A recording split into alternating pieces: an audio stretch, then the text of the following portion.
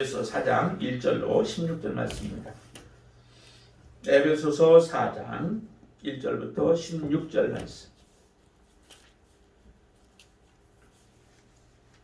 함께 하나님의 말씀을 받도록 하겠습니다. 그러므로 주 안에서 갇힌 내가 너희를 권하노니 너희가 부르심을 받은 일에 합당하게 행하여 모든 겸손과 온유로 하고 오래 참음으로 사랑 가운데서 서로 용납하고 평안에 매는 줄로 성령이 하나 되게 하신 것을 힘써 지키라. 몸이 하나요 성령도 한 분이시니 이와 같이 너희가 부르심의 한 소망 안에서 부르심을 받았느니라. 주도 한 분이시요 믿음도 하나요 진례도 하나요 하나님도 한 분이시니 곧 만유의 아버지시라. 만유 위에 계시고 만유를 통일하시고 만유 가운데 계시도다. 우리 각 사람에게 그리스도의 선물의 분량대로 은혜를 주셨나니 그러므로 이르기를 그가 위로 올라가실 때에 사로잡혔던 자들을 사로잡으시고 사람들에게 선물을 주셨다 하였도다. 올라가셨다 하였은즉 땅 아래 낮은 곳으로 내리셨던 것이 아니면 무엇이냐. 내리셨던 그가 곧 모든 하늘 위에 오르신 자니 이는 만물을 충만하게 하려 하심이라. 그가 어떤 사람은 사도로 어떤 사람은 선지자로 어떤 사람은 복음 전하는 자로 어떤 사람은 목사와 교사로 삼으셨으니 이는 성도를 온전하게 하여 봉사의 일을 하게 하며 그리스도의 몸을 세우려 하심이라. 우리가 다 하나님의 아들을 믿는 것과 아는 일에 하나가 되어 온전한 사람을 이루어 그리스도의 장성한 분량이 충만한 데까지 이르리니 이는 우리가 이제부터 어린아이가 되지 아니하여 사람의 속임수와 간사한 유혹에 빠져 온갖 교훈의 풍조에 밀려 요동하지 않게 하려 함이라. 오직 사랑 안에서 참된 것을 하여 범사의 그에까지 자랄지라. 그는 머리니 곧 그리스도라. 그에게서 온 몸이 각 마디를 통하여 도움을 받음으로 연결되고 결합되어 각 지체의 분량대로 역사하여 그 몸을 자라게 하며 사랑 안에서 스스로 세우느니라. 아멘. 그리스도 안에서 하나가 되라. 그리스도 안에서 하나가 되라. 여러분들은 예수 그리스도를 본받고 계신가요? 교회의 사명도 그리스도를 사시는 본받는 겁니다. 예수 그리스도 안에서 교회가 본받지 못하고 예수 그리스도를 따라가지 못한다면 그 교회는 하나님이 원하시는 교회는 아닙니다. 세상의 모임과 동일한 모임들이죠. 단지 이름만 예수 그리스도를 믿는다라고 하는 이름으로 가지고 모이는 모임일 뿐이지 예수 그리스도의 진정한 교회는 아니다라고 하는 겁니다. 내 안에 그리스도께서 지금 만들어졌는가? 그리스도의 형상이 내 안에 이루어졌는가? 교회 안에 그런 예수 그리스도의 형상이 이루어진 모습이 지금 있는가? 크고 작음을 이야기하는 게 아닙니다. 작든 크든 큰 데는 큰 데대로 그리스도의 형상이 이루어져야 되고 작으면 작은 대로 그리스도의 형상이 이루어져야 합니다. 하나님이 우리에게 요구하시는 바가 바로 예수 그리스도의 형상을 우리 안에서 요구하실 것입니다. 그리스도의 형상이 얼마나 이루어졌느냐. 장성한 분량에 이르기까지 우리가 자라기를 주님은 지금 요구하시는 거죠. 그래서 교회는 예수님을 본받고 있는 온전한 교회가 바로 진정한 교회인데 우리 교회를 한번 살펴보고 또 교회 안에 소속되어 있는 한 사람 한 사람들이 바르게 서야 되는 거예요. 교회가 온전하려면 반드시 성도가 온전하지 못하고서는 교회가 온전해질 수 없습니다. 교회가 온전히 위하여 반드시 내가 온전해야 되고 내 옆에 있는 사람이 온전해야만 그 교회는 온전한 교회요. 예수님의 하나의 지체가 되어지는 몸의 한 지체가 되어지는 겁니다. 여러분들은 예수 그리스도의 온전한 지체로 지금부터 계신가요? 하나님은 우리에게 말씀합니다. 이 사도 바울을 통해서 우리에게 말씀합니다. 4장 1절에 이렇게 말씀하시죠. 그러므로 주 안에서 갇힌 내가 너희를 권한다. 너희가 부르심을 받은 일에 합당하게 행하여 라고 말씀하죠. 굉장히 강력한 말씀이죠. 사실은 사도 바울이 갇혔다라고 하는, 이건 이제 두 가지 의미로 우리가 볼 수 있을 겁니다. 하나는 실제 옥중서신으로 사도 바울이 복음 때문에 갇혀져 있는 거죠. 예수 그리스도를 믿음으로 또 복음을 증거함으로 인하여 갇혀진 상태에서 복음을 증거하고, 지금 이 편지를 쓰는 입장에서 본다면은 정말로 그가 실제적인 갇힘에 있는 것이죠. 또한 사도 바울은 항상 예수 그리스도 안에 갇혀 살아가는 삶이었습니다. 자신이 나타나는 게 아니죠. 사도 바울이 가는 곳에 나타나는 것은 예수 그리스도가 나타나는 겁니다. 예수 그리스도화 되어서 살아가는 삶이죠. 그가 품고 있는 비전이 주님의 비전이었고, 즉 그가 가고자 하는 것이 주께서 가고자 하는 곳이었습니다. 내가 가고 싶은 곳으로 마음대로 움직였던 삶이 아니었던 거죠. 사도 바울은 복음을 증거하기 위하여 아시아 지역에 복음을 증거하기를 원했습니다. 그래서 복음을 증거할 계획들을 가지고 일을 하나, 하나님께서 주님이 예수의 영이 막으심으로 인하여서 그는 그 길을 갈 수 없는 거죠. 내 길을 고집할 수 없는 거죠. 하나님이 보여지지 않았을 때는 나름대로의 그 계획을 가지고 그 일들을 추진할 수 있으나, 그러나 하나님이 그 길이 아니다라고 말씀해 주실 때는 그 길을 담대하게 버리는 겁니다. 그가 하나님의 뜻에 순종하여 가도록 하기 위하여 마게도냐의 한 사람이 그의 꿈에 나타나서 그를 인도하는 거죠. 자기를 와서 도우라라고 하는 그러한 신호를 받고, 그는 자기의 모든 생각을 내려놓고 주님의 뜻에 순종하며 나아갔던 사람이 바로 사도 바울이었습니다. 그 이후에 모든 일들 하나하나 행하는 일들이 사사로이 자기 마음대로 행하지 않냐고 하나님의 뜻을 쫓아서 행했던 사람이 바로 이 사도 바울이에요. 그만큼 예수 그리스도에게 완전히 갇혀서 살아가는 인생이죠. 우리의 인생이 바로 이런 인생이 되어야 되죠. 나의 성격이나 나의 고집이나 내 사상, 내 하고 싶은 말들, 내가 하고 싶은 일들을 행하는 것이 아니라 내 안에서 역사하시는 이가 예수 그리스도이시라면 예수 그리스도를 통하여서 내 안에서 나타나야 되는 거죠. 그리스도가 나의 삶을 통해서 얼마나 나타나고 있는가. 완전히 장악되어 100% 장악되어져 하나님 앞에 하나님이 원하시는 모습으로 예수 그리스도가 나타나며 살아가는 삶이, 그게 정말 사도 바울의 삶이었고, 그게 우리의 삶이 되기를 위하여서 지금 사도 바울은 이 에베소서를 통하여서 에베소에 있는 교회를 향하여 권면하고 있는 겁니다. 그가 이런 간절한 마음으로 내가 너희들에게 권하는데 너희들이 해야 할 일이 무엇이냐? 너희는 부르심을 받은 일에 합당하게 행하라는 거예요. 너희들이 부르심을 받은 일에 합당하게. 어떤 모습으로 부르심을 받았을까요? 에베소 교인들, 아니면 우리들, 하나님 앞에 어떤 모습으로 부르심을 받았을까요? 우리는 성도로 부르심을 받았어요. 세상에서 우리가 살도록, 또 세상의 그 것을 쫓으면서 세상 것을 사모하며 살아가도록 부르신 게 아니라 성도로 부르셨다는 거죠. 거룩한 존재로 우리를 부르셨다는 거예요. 그러면 거룩한 존재로 우리를 부르셨다면은 그 거룩함을 지켜 나아가는 게, 그게 마땅히 부르심을 받은 자의 삶의 모습인 거죠. 정말로 여러분들을 하나님은 성도 거룩한 존재로 부르셔서 여러분들에게 그 일을 맡겨주셨습니다. 그 일을 우리는 감당을 해야 되죠. 우리는 하나님의 자녀로 부르셨어요. 이전에는 사단의 자녀였어요. 마귀의 자녀였어요.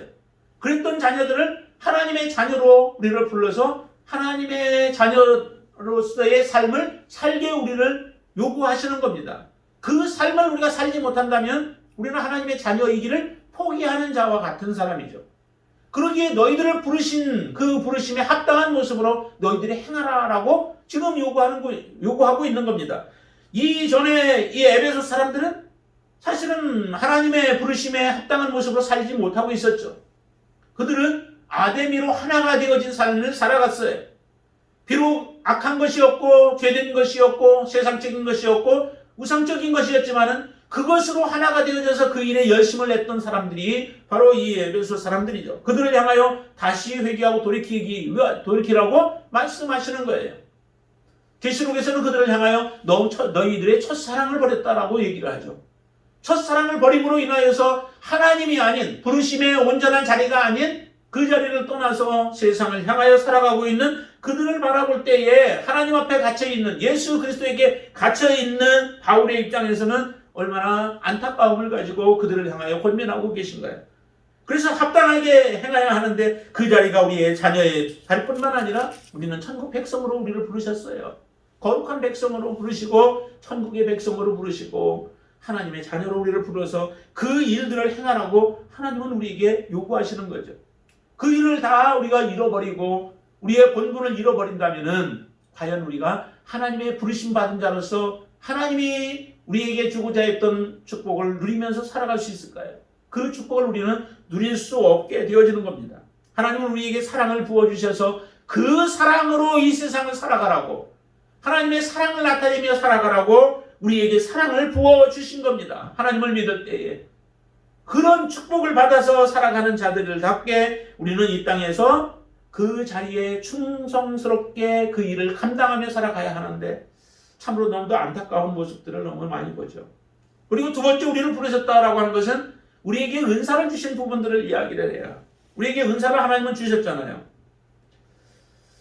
7절 말씀 한번 보실까요? 7절에 보시면 우리 각 사람에게 그리스도의 선물의 분량대로 은혜를 주셨나니, 각 사람에게, 하나님을 믿는 각 사람에게 분량을 주셨대요. 믿음의 분량대로 선물의 분량대로 은혜를 주셨다. 그리스도의 선물의 분량대로 믿음대로 하나님은 우리에게 은사를 주신 거죠. 이렇게 하나님은 부르셔서 우리를 각자의 위치로 하나님은 맡겨주신 겁니다.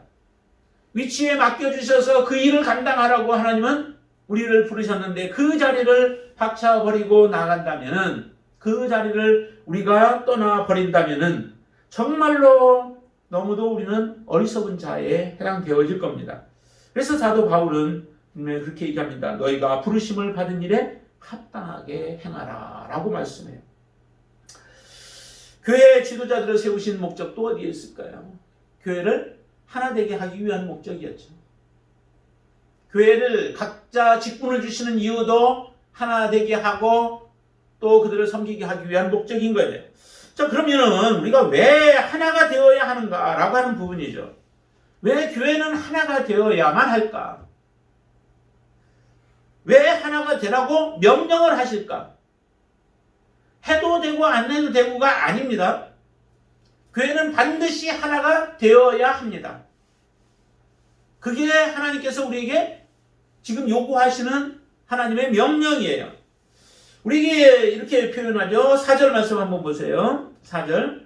몸이 하나요 성령도 한 분이시니 이와 같이 너희가 부르심의 한 소망 안에서 부르심을 받았느니라. 주도 한 분이시요 믿음도 하나요 침례도 하나요 하나님도 한 분이시니 곧 만유의 아버지시라. 만유 위에 계시고 만유를 통일하시고 만유 가운데 계시도다 하면서 말씀하시죠.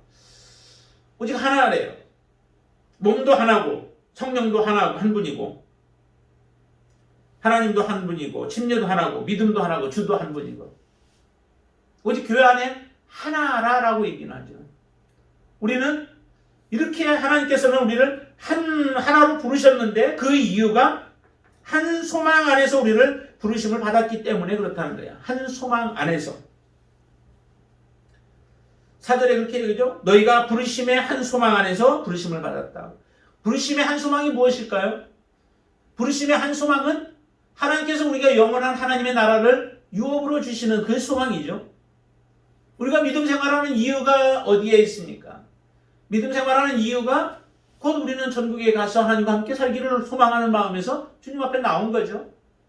그런 소망 없이 우리가 믿음 생활하는 것은 그게 거룩한 모습이 아니에요. 정말 천국에 살고자 하고 하나님과 함께 살고자 하는 게 그게 우리의 진정한 소망이 되어야 되죠. 그 소망이 없다면은 우리의 믿음은 잘못된 믿음이에요. 반드시 하나님 앞에 나아가고 또 하나님 앞에 하나님을 기쁘시게 할 수 있는 사람은 믿음이 있는 사람이죠. 그 믿음이 뭐예요? 하나님에 대한 믿음뿐만 아니라 하나님이 우리에게 약속하여 주신 그 약속도 우리가 반드시 믿는 거죠. 그래서 하나님 앞에 우리가 설 날을 소망하기 때문에 그 소망을 가진 자들마다 그 소망으로 하나님이 부르셨어요. 우리에게 그 약속을 주셨어요. 그러기에 우리는 그 약속을 붙잡고 한 소망 안에서 살아가야만 합니다. 하나님이 주신 것이 영원한 천국이 우리에게 주어진 약속이었다면 그 약속을 믿는 자들마다 이 땅에서 살아가면서도 한 마음이 되어야 되죠. 그래서 우리는 하나가 되어야 한다는 겁니다. 그리고 두 번째 우리가 하나가 되어야 하는 이유는 각 사람에게 그리스도의 선물의 분량대로 은혜를 주셨기 때문에 그렇다는 거예요. 서로가 하나 되어서 섬기라고 하는 목적이죠. 각자 다 달라요. 달란트가 달라요. 우리 문 선생님은 찬양을 잘하잖아요. 그렇게 하듯이 찬양을 잘하는 사람은 찬양으로, 또 봉사를 잘하시는 분은 봉사로. 우리 최 집사님이 참 봉사를 잘 하시는데 여기 많이 할 일이 없어가지고 그렇게 섬길 수 있도록 우리에게 달란트를 각자에게 주셨다는 거예요. 그 주신 달란트는 나를 위하여 쓰는 것이 아니라 다른 사람들의 필요를 위하여서 우리가 쓰도록 하나님이 우리에게 맡겨주신 거예요.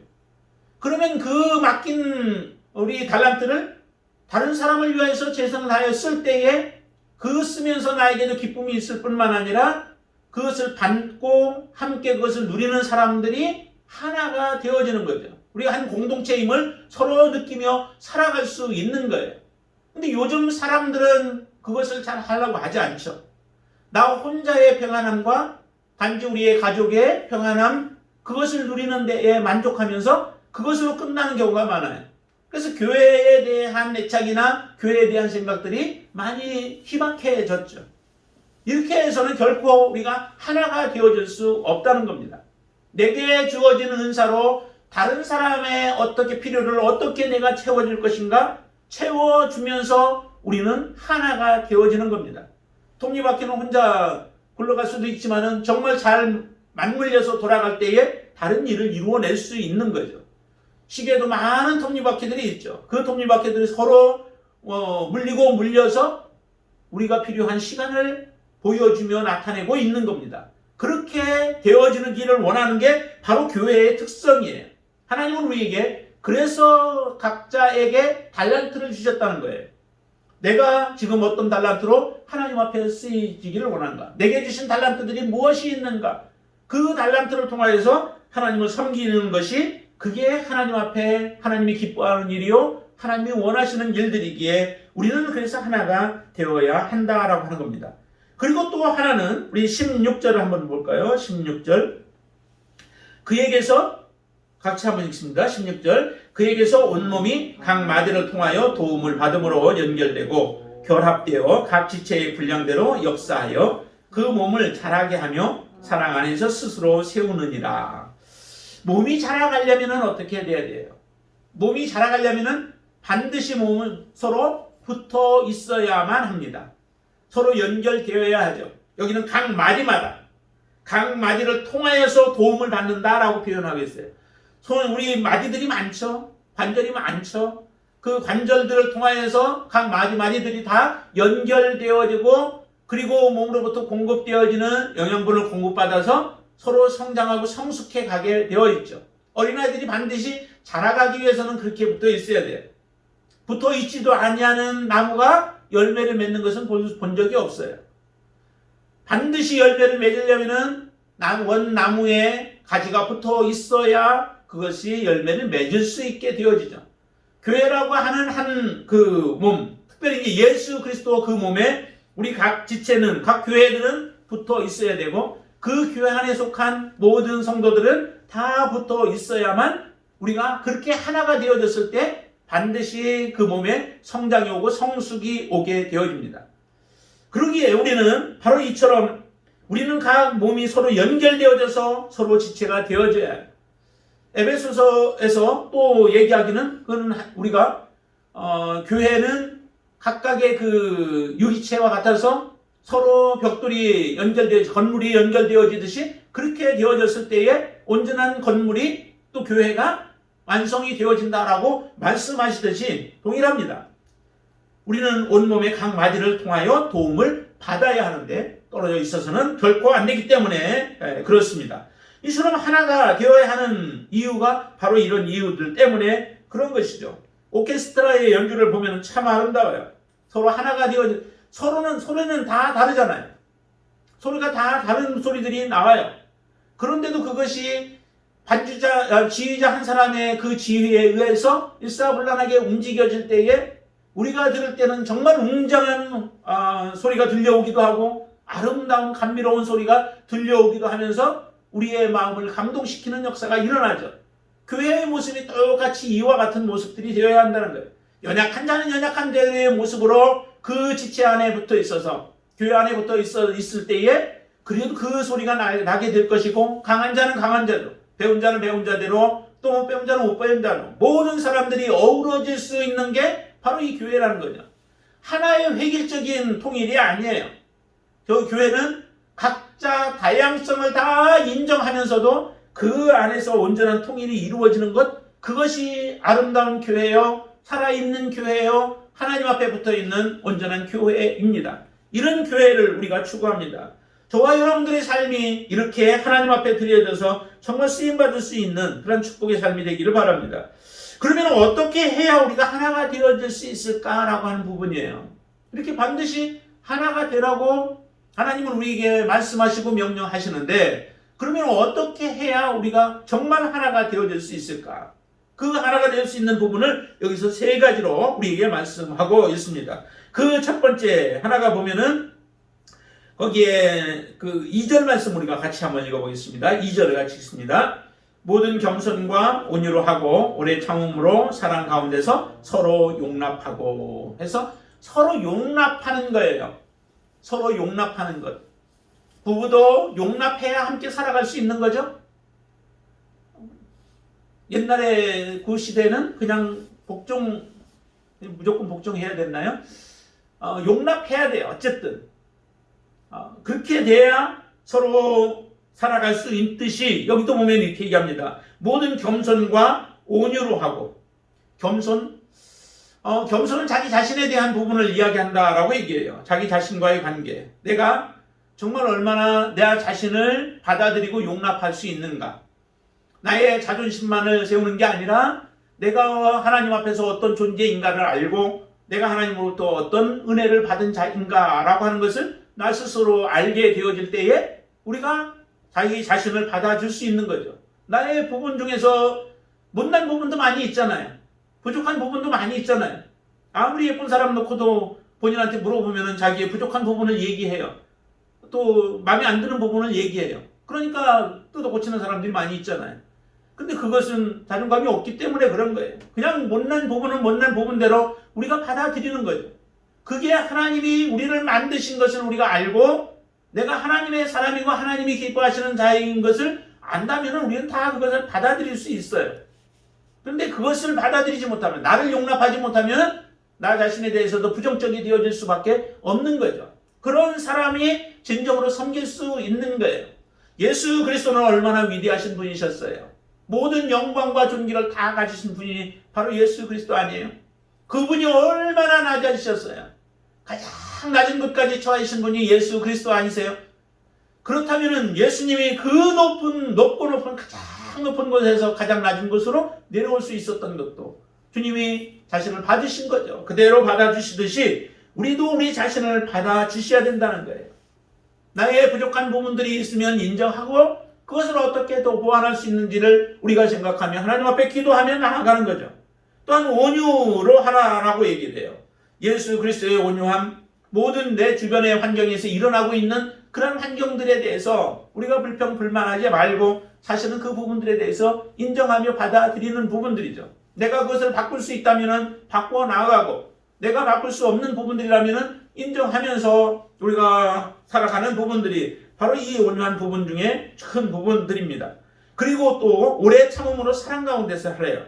오래 참음으로 사랑 가운데서 하나님 우리에게 사랑을 베풀어 주셨습니다. 그 사랑으로 사람들을 대할 때에 사람들이 행하는 일들에 대해서 우리가 참을 수 있는 거죠. 사람에 대한 사랑이 없으면 참을 수 없어요. 사랑을 가지고 보면은 보는 눈이 달라져요. 그 사람이 이상한 짓을 해도 그것이 예쁘게 보여져요. 그러나 사랑이 식어져 버리면은 이 모든 것들이 다 미움으로 바뀌어질 수밖에 없는 거죠. 그래서 하나님이 우리를 받으신 이유도 어디에 있어요? 하나님의 크신 사랑이 있었기 때문에 우리를 받아주신 거예요. 우리를 받아주셨기 때문에 우리가 돌아오기까지 하나님은 오랫동안 기다리시는 거죠. 기다리셔서 우리를 결국 지금 이 하나님의 자리에 나와 앉아 있을 수 있도록 우리를 하신 그 하나님의 은혜를 생각하면 우리의 삶 가운데서 일어나고 있는 많은 일들이 일어나도 그것을 우리는 용납할 수 있는 거예요. 특별히 형제들 간에 믿음 생활하고 있는 형제들 간에 그 문제들을 받아줄 수 있다는 거예요. 근데 교회 안에 더 많은 문제들이 일어나요. 교회 안에 더 많은 분란이 일어나요. 교회 안에서 더 많은 뒷담화들이 일어나요. 교회 안에서 더 많은 미움들이 일어나고 있는 이 모습들을 보면 그 교회가 어떻게 그리스도 안에서 하나가 된 교회요, 하나님이 기뻐하시는 교회가 되어질 수 있겠냐는 거예요. 하나님은 우리에게 바로 이 용납함이 우리 안에 믿음 생활하면서 용납함이 우리에게서 떠나버렸다면은 우리는 지금 하나님 안에서 그리스도 안에서 온전한 하나로 되기를 포기한 자들의 삶이라고 하는 겁니다. 내 안에 지금 정말 용납함이 있는 거예요. 서로 간에 용납하는 모습으로 살아가고 있나요? 잘못이 있으면 그것을 우리가 한 짓으로서 정말 그게 하나님 앞에 죄가 아니라면은 우리가 용납해주고 이해하면서 그러면서 우리가 그들을 함께 받아주는 그런 믿음이 필요한 것 아니겠어요? 그래서 사도 바울은 계속 얘기해요. 믿음이 강한 자가 믿음이 연약한 자를 받아주라고. 믿음이 강한 자가 연약한 자들을 판단하기 시작하면 한도 없어요. 끝도 없어요. 강한 자들이 그들을 이해하고 받아주면서 그들을 이끌어줄 때에 그들은 온전한 가운데 예수 그리스도의 분량에 이르기까지 자라가는 그 모습을 보게 되어질 거예요. 우리가 바로 이런 자들이 삶이 되길 바랍니다. 그런 자리에 서서 섬길 수 있게 되기를 바랍니다. 혹시 우리 마음 가운데 아직도 용납되지 못한 부분이 있나요? 용납하지 못하면 결국 그것은 나에게 돌아와요. 내가 용납하지 못하면 내 믿음이 성숙에 올 수 없고요. 내가 하나님의 사람으로 인정받을 수 없게 되어져요. 반드시 그래서 필요한 게 뭐냐면 용납이에요. 하나님 앞에 내가 용납받으려면 반드시 다른 사람을 용납해야 되고요. 그러기에 우리 형제는 특히 믿음의 형제들 간에는 이런 용납함이 반드시 필요한 줄로 믿습니다. 우리 대형세력교회 안에 이런 용납함이 풍성히 넘쳐나서 어떤 사람들이라도 우리의 그 용납함을 통하여서 그들이 하나가 되어지는 역사가 일어날 수 있게 되기를 바랍니다. 그리고 두 번째 우리가 또 어떻게 해야 될까 하는 부분은 성령으로 하나됨을 힘써 지키라고 하는 거죠. 성령께서 우리 가운데 하나 얘기하신 것 3절 말씀 한번 같이 읽어보시죠. 평안에 매는 줄로 성령이 하나 되게 하신 것을 힘써 지키라 라고 말씀하시죠. 성령께서 우리를 하나 되게 하셨죠.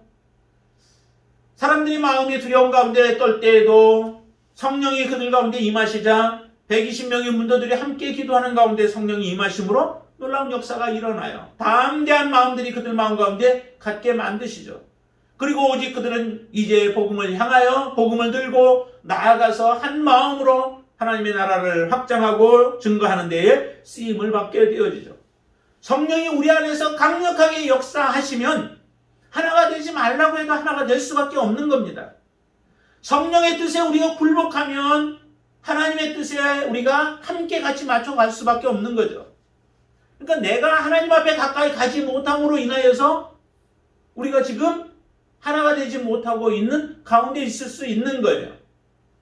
그러나 성령께 우리 모든 사람들이 굴복하고 순종하고 그 말씀을 따라서 우리가 살아가게 되어지면 하나가 되지 말라고 해도 하나가 될 수밖에 없는 거예요. 평안에 매는 줄로 성령이 하나 되게 하신 것을 힘써 지키라.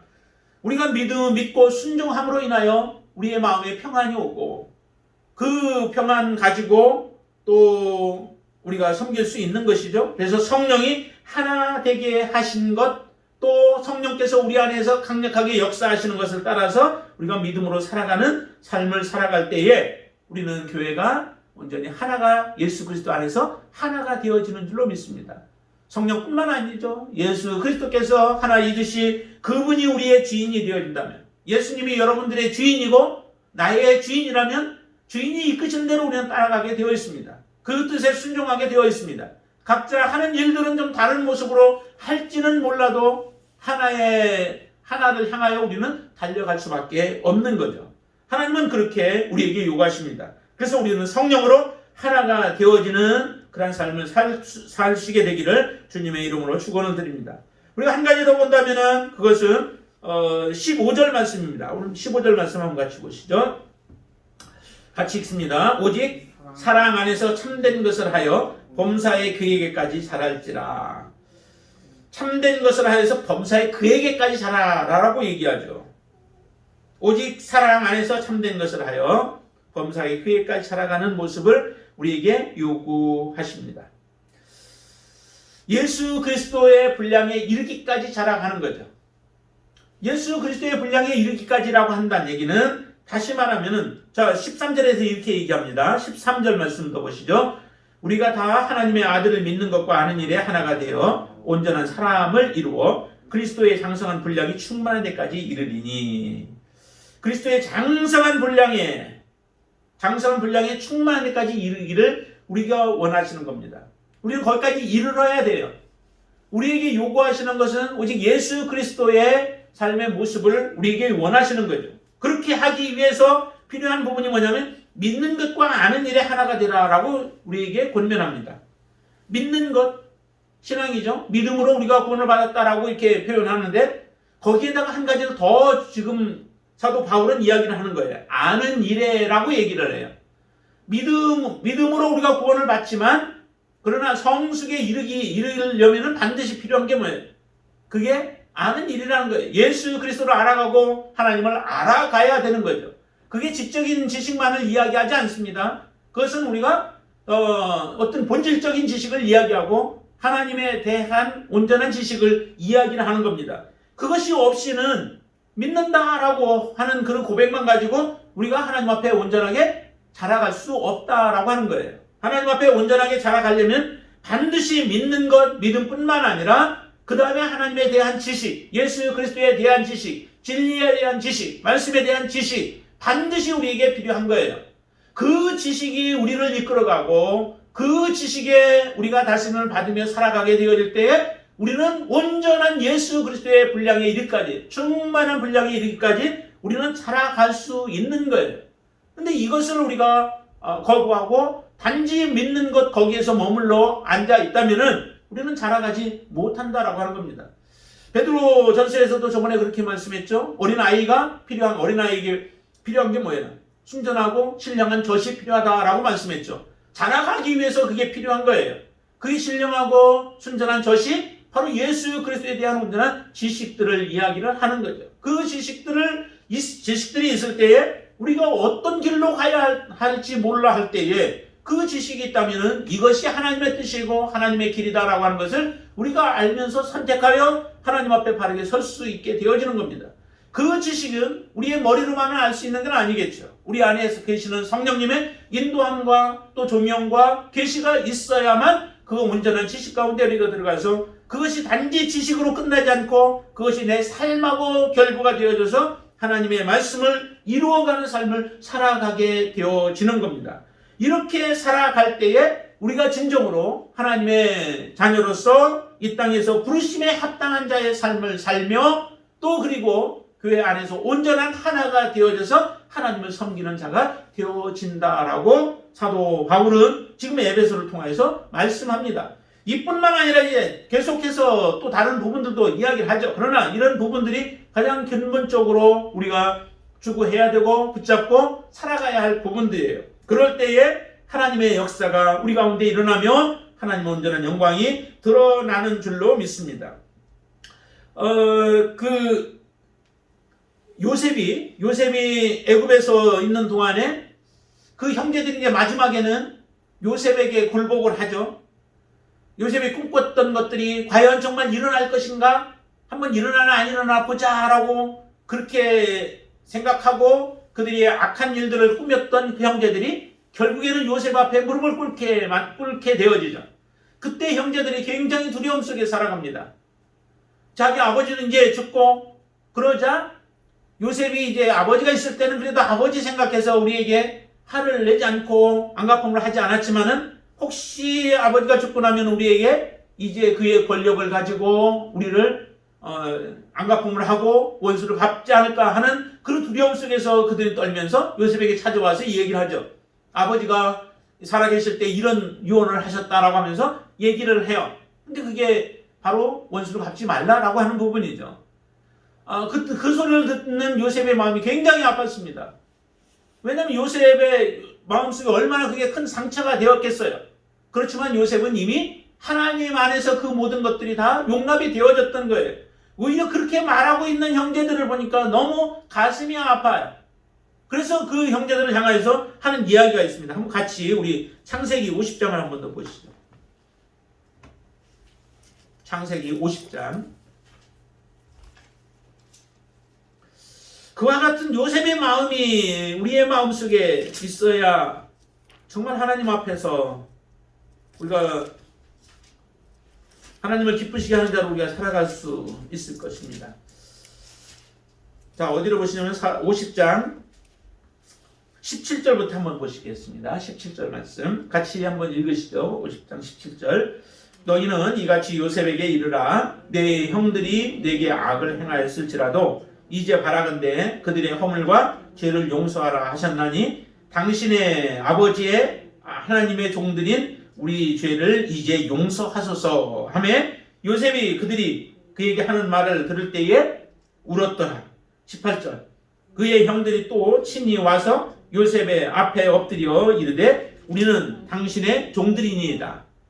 요셉이 19절. 요셉이 그들에게 이르되 두려워하지 마소서. 내가 하나님을 대신하리이까.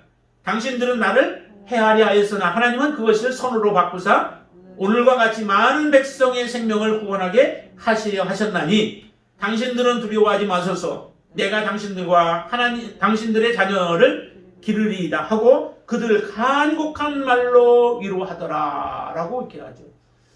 요셉의 마음이 이제 다 녹아졌습니다. 하나님이 행하시는 일을 보니까 더 이상 그의 마음속에 그 원한을 품고 있을 수 없는 거죠. 자기를 팔아 넘기는 형제이지만 자기를 팔아 넘기는 그 형들의 악한 짓들을 다 이미 용납이 되어진 거예요. 우리가 하나님의 일을 하나님께서 하시는 일들을 보면은 우리의 마음이 이렇게 녹아져야 되죠. 하나님의 은혜로 녹아져야 돼요. 하나님의 사랑으로 녹아져야 돼요. 하나님이 우리를 받아주신 것으로 우리는 녹아져야 돼요. 하나님이 우리에게 이렇게 행하셨는데 과연 우리가 어떻게 우리의 형제들, 더군다나 영원히 하나님의 나라에서 함께 볼 형제들에게 우리가 악을 행할 수 있고 그들에게 죄를 범할 수 있겠습니까? 하나님께 그 모든 것들은 다 맡겨놓고 우리가 해야 할 일은 오히려 선을 행하고 그들을 위로하는 것처럼 그런 삶을 살아가라는 거죠. 이런 마음으로 우리가 준비되어져서 믿음으로 살아간다면 교회가 하나가 되어지지 못할 이유가 어디에 있겠어요? 그러나 이 말씀들에서 우리가 떠나 있기 때문에 그 말씀들을 버렸기 때문에 그 말씀을 듣기는 들었으나 우리의 마음속에 하나로 화합하지 못하였기에 우리는 지금 말씀과 동떨어져 살아가는 삶을 살면 결국 우리의 모습은 그리스도 안에서 온전한 하나보다는 더욱더 나누어지고 분당이 이루어지고 그러면서 아픔들만 주는 이런 상태가 되어지는 거죠. 주님은 원하십니다. 사도 바울을 통하여서 에베소에게 말씀하신 그 말씀이 오늘 우리에게 저와 여러분들에게 하시는 말씀이 되어져서 온전히 예수 그리스도 안에서 온전한 하나가 되어지고 또 온전한 하나님의 기쁨이 되어지는 귀한 믿음의 삶을 사시게 되기를 주님의 이름으로 축원을 드립니다. 기도하겠습니다. 아버지 하나님, 우리의 연약한 부분을 주님 앞에 맡깁니다. 주님의 강하신 능력으로 다시 한번 우리를 감싸 주셔서 예수 그리스도의 충만한 분량에 이르기까지 우리가 충만케 하여 주시옵소서. 성령이 흘러 넘치게 하여 주시옵소서. 우리를 통하여서 오직 예수 그리스도만 드러나게 하여 주시고 하나님의 뜻이 나타날 수 있도록 인도하여 주시옵소서. 하나님은 우리를 부르셨습니다. 하나님 성도의 자리로 부르셨고 은혜의 자리로 불러서 우리로 하여금 그 일들을 행하도록 부르셨음에 이제 그 일에 합당한 모습으로 저희들이 살게 하여 주시옵소서. 이전에 우리가 쫓아갔던 세상적인 일들을 버리게 하여 주시고 오직 하나님 안에서 하나님의 뜻을 이루기 위하여 세상에서 일을 하되 하나님의 영광을 위하여 일을 하게 하시고 나의 삶을 통하여서 오직 예수 그리스도만 드러낼 수 있는 삶을 살아갈 수 있도록 역사하여 주시옵소서.